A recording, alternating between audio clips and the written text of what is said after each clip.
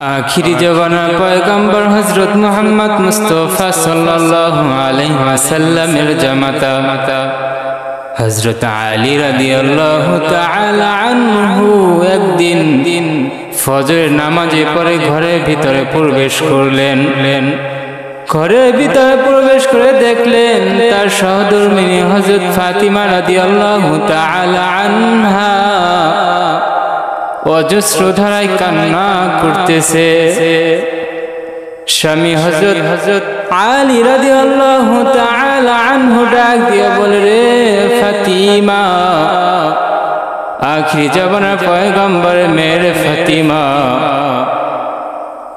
তুমি এত অজস্র ধারায় কেন কান্নাকাটি করতেছো?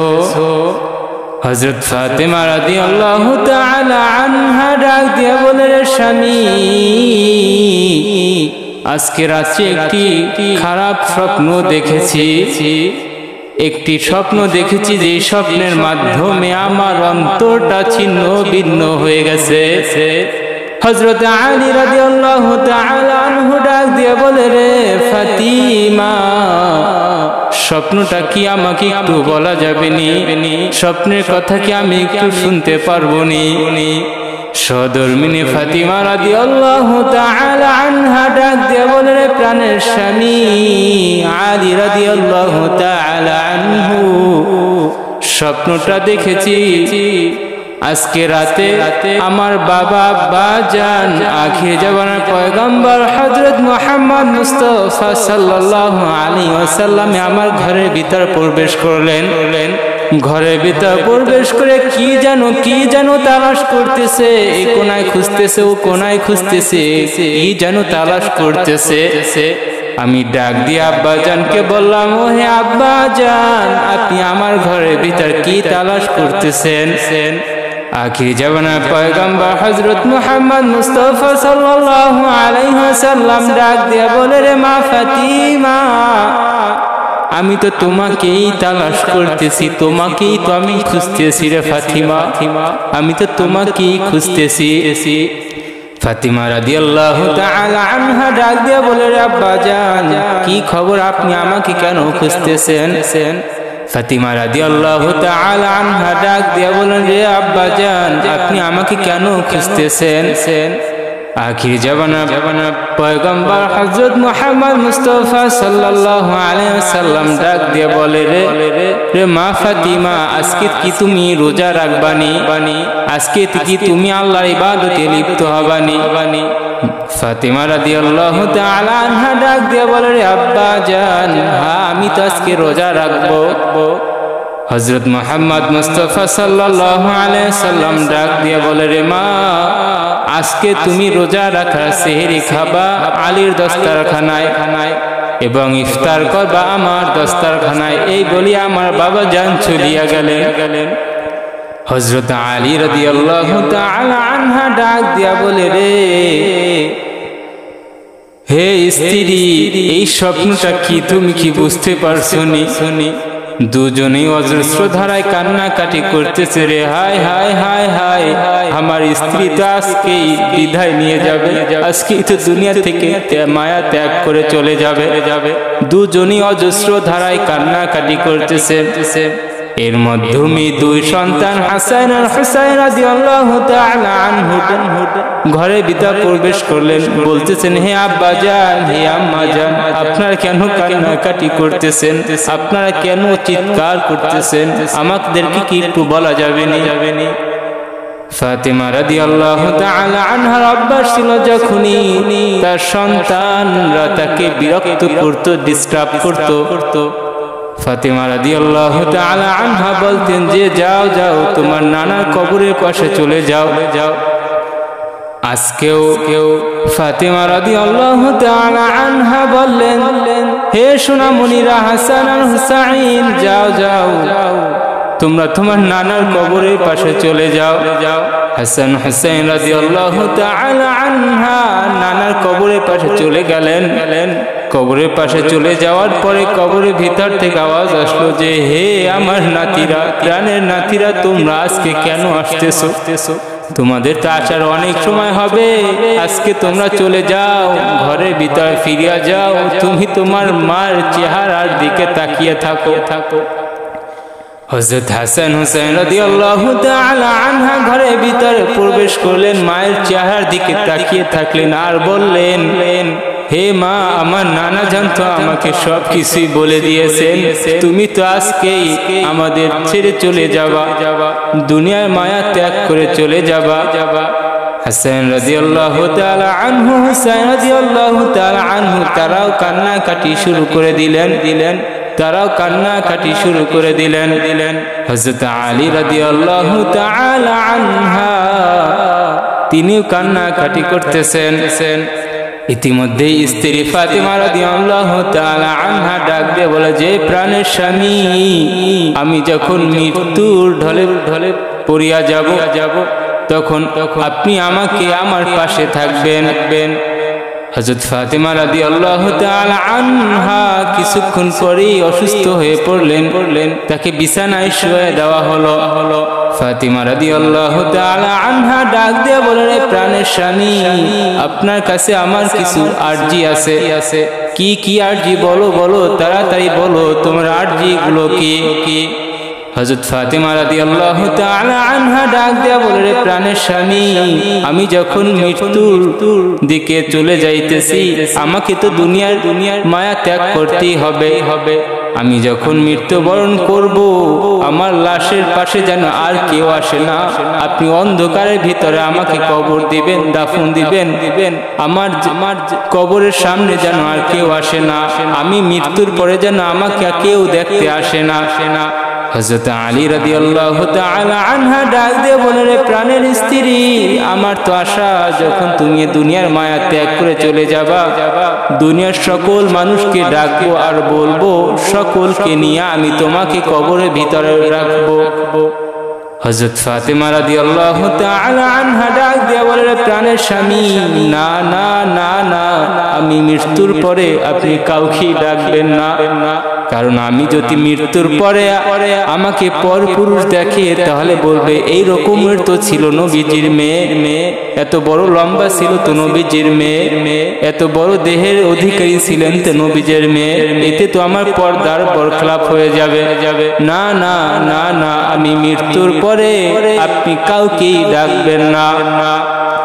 হযরত আলী রাদিয়াল্লাহু তাআলা আনহা ডাক দিয়া বলেন, যে প্রাণের স্ত্রী, যাও, আমি তোমার কথা রাখবো। হযরত ফাতিমা রাদিয়াল্লাহু তাআলা আনহা যখন মৃত্যুবরণ করলেন, মৃত্যুবরণ করার পরে রাত্রিবেলায় যখন কবরস্থানে নিয়ে যাবে দাফন করার জন্য, কিন্তু লোক পাইতেছে না, যে খাটিয়ে ধরার মতো কোনো লোক পাইতেছে না। মাত্র 3 জন আছে, কিন্তু খাটিয়ে ধরার জন্য তো 4 জন দরকার। খাটিয়ে ধরার জন্য তো মাত্র 3 জন আছে। হযরত আলী রাদিয়াল্লাহু তাআলা আনহু, তাদের 2 পুত্র হাসান হুসাইন রাদিয়াল্লাহু তাআলা আনহু, আর তো একজন পাওয়া যাইতেছে না। ইতিমধ্যেই হযরত আবু যর গিফারি রাদিয়াল্লাহু তাআলা আনহু খাটের এক কোণায় এসে খাটিয়ার এক কোণা কাঁধে নিলেন এবং হাঁটা শুরু করলেন। হাঁটতে হাঁটতে বলতেছে, হে আবু যর, তুমি কিভাবে এখানে আসলা? আমি তো কাউকে বলি নাই, তুমি কিভাবে সংবাদ পাইলা? হযরত আবু যর গিফারি রাদিয়াল্লাহু তাআলা আনহু ডাক দিয়ে বললেন, হে আলী, আমি যখন রাতে শুয়েছিলাম, হঠাৎ হযরত আখির জামানার পয়গম্বর হযরত মুহাম্মদ মুস্তাফা সাল্লাল্লাহু আলাইহি ওয়াসাল্লাম আমার স্বপ্নের ভিতরে আসলেন, বললেন যে, হে আবু যর, আমার মেয়ে তো দুনিয়ার মায়া ত্যাগ করে চলে গেছেন, কিন্তু কবরে যাওয়ার মতো একজন লোক দরকার, কিন্তু কেউ নাই। যাও তুমি তাড়াতাড়ি চলে যাও, আমার মেয়ের খাটিয়া বহন করো। আমি আবু যর গিফারি রাদিয়াল্লাহু তাআলা আনহু তাড়াতাড়ি চলে আসলাম। আপনি তো আমাকে বলেন নাই, আপনি তো আমাকে জানান নাই, কিন্তু আল্লাহর হাবিব সাল্লাল্লাহু আলাইহি ওয়াসাল্লাম তো আমাকে জানিয়েছেন।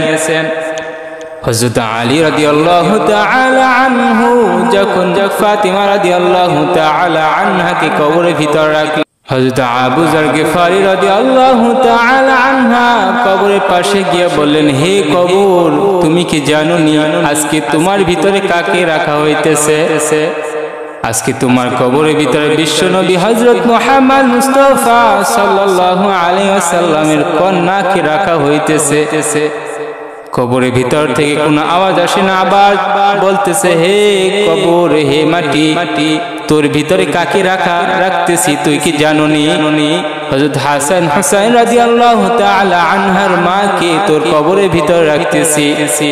এবারও কবরের ভিতর থেকে কোনো আওয়াজ আসে না, কোনো শব্দ আসে না।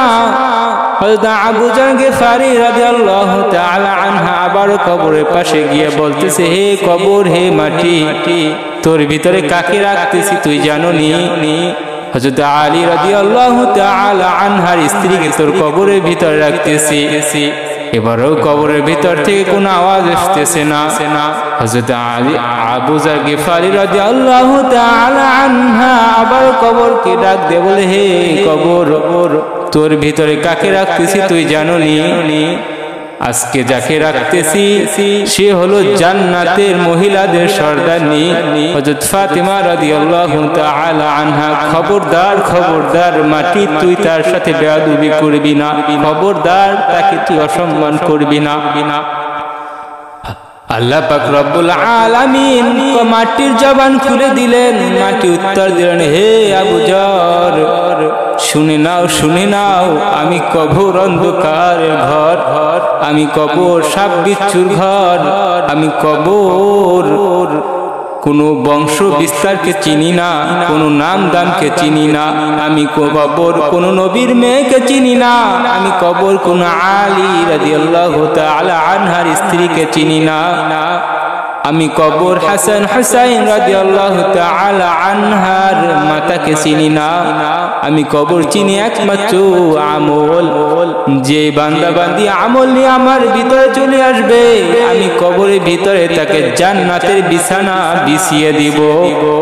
আর যে বান্দা বান্দি নাফরমানি করে এসে আমার ভিতরে চলে আসবে, আমি কবর দুই পাশের মাটি এমন জোরে চাপ দিব রে মাটি, দুই পাশের মাটি এমন জোরে চাপ দিব আর মাংস মাটি একত্রে মিশ্রিত হয়ে যাবে। হযরত আবু যর গিফারি রাদিয়াল্লাহু তাআলা আনহা ভয় পেয়ে গেলেন। প্যারে হাজিরিন, আল্লাহ সুবহানাহু ওয়া তাআলা পবিত্র কুরআনুল হাকিম ইরশাদ করেন ওমা খালাকতুল জিন্না ওয়াল ইনসা ইল্লা লিয়াবুদুন, যে হে বান্দা বান্দি তোকে আমি দুনিয়ায় পাঠাইছি একমাত্র ইল্লা লিয়াবুদুন, আমার গোলামির জন্য, আমার ইবাদতের জন্য। আল্লাহ পাক রব্বুল আলামিন আবার অন্য আয়াতে বলেন কুল্লু নাফসিন যায়িকাতুল মাউত, প্রত্যেক প্রাণীর মৃত্যুর স্বাদ গ্রহণ করতে হবে, প্রত্যেকের দুনিয়া থেকে মায়া ত্যাগ করে আমার অন্ধকার কবরের ভিতর চলে আসতে হবে। সাবধান, সাবধান মুসলমান, বেঈমান কাফের হয়ে দুনিয়া থেকে চলে যাইও না, ওই অন্ধকার কবরের ভিতরে চলে যাইও না। যে আখির জামানার পয়গাম্বর হযরত মুহাম্মদ মুস্তাফা সাল্লাল্লাহু আলাইহি ওয়াসাল্লামের মেয়ের বেলায় কবর কোনো আওয়াজ দিল না, কবর কোনো ন্যায়সঙ্গতি কথা বলল না। হযরত ফাতিমা রাদিয়াল্লাহু তাআলা আনহু যে ছিলেন জান্নাতের মহিলাদের সর্দারনী, তার বেলায় কোনো কবর কোনো ন্যায়সঙ্গতি কথা বলেন নাই। আপনি আমি তো দুনিয়ার এক পর্যায়ে নাফরমানি করতে করতে, গুনাহ করতে করতে, হারাম খাইতে খাইতে, অপরাধ করতে করতে, অন্যায় করতে করতে জীবনটা শেষ করে ফেলাইছি, অন্তরটা কালো বানাই ফেলাইছি। আমাদের কি অবস্থা হবে যে ভাই জানি না। আপনি আমি যদি ভালো কাজ করে কবরের ভিতরে যাইতে পারি, কবর আমার জন্য জান্নাত হয়ে যাবে। আর যদি আমরা দুনিয়াতে নাফরমানি করি, দুনিয়াতে অন্যায় কাজ করি, অপরাধ করি, হয়তোবা দুনিয়ায় কিছুদিন ভালো থাকলেও দুনিয়াটাও জাহান্নামের ভিতর হয়ে যাবে, জাহান্নামী হয়ে যাবে। দুনিয়াতেও ভালো থাকা যাবে না, আখিরাতেও ভালো থাকা যাবে না। তাই মুসলমান সাবধান হও, সাবধান হও, সাবধান হও। দুনিয়ার ভিতরে বসে গুনার কাজ করা ছেড়ে দাও, দুনিয়ার ভিতরে বসে অন্যায় কাজ করা ছেড়ে দাও, দুনিয়ায় বসে অপরাধ করা ছেড়ে দাও, হারাম খাওয়া ছেড়ে দাও, সুদ খাওয়া ছেড়ে দাও, ঘুষ করা ছেড়ে দাও। নয়তো বা আপনার আমার কঠিন কবরের ভিতরে কি আযাব অপেক্ষা করতেছে আমরা জানিও না।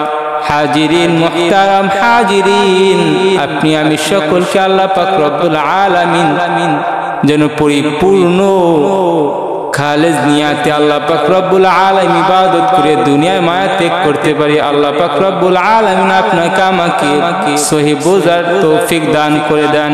আমিন।